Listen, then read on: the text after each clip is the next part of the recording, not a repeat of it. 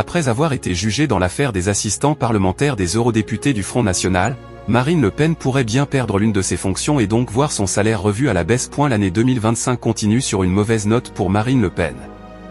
Après le décès de son père, Jean-Marie Le Pen en début d'année, le 31 mars dernier, la présidente du groupe Rassemblement National à l'Assemblée nationale a été jugée coupable de détournement de fonds publics dans l'affaire des assistants parlementaires des eurodéputés du Front National. La tante de Marion Maréchal a donc été condamnée à 4 ans de prison, dont 2 fermes, aménagées sous bracelet électronique, à une amende de 100 000 €, mais aussi à une inéligibilité immédiate de 5 ans, qui compromet donc sa candidature à la présidentielle de 2027, alors qu'elle la préparait activement.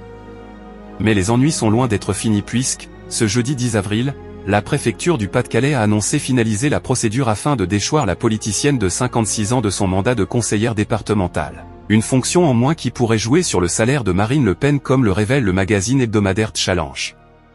En effet, la lecture du jugement du 31 mars révèle que la sœur de Marie-Caroline Le Pen a déclaré en 2023 155 729 € de salaire et indemnité, soit un revenu mensuel de 12 977 € net. Cette dernière touche 5 000 € entre le parti et ses indemnités de députée ainsi que de conseillère départementale.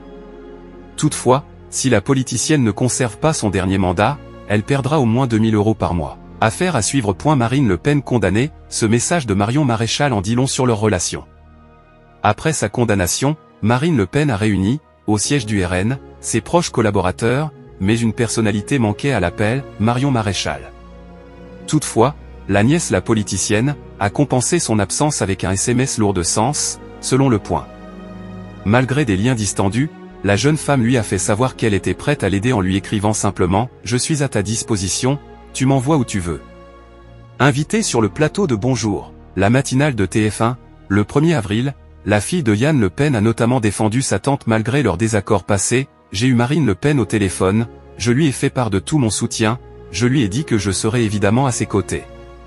Je ne fais pas beaucoup de médias, mais j'ai accepté de venir ce matin parce que la situation est extrêmement grave. Une famille soudée dans les moments difficiles.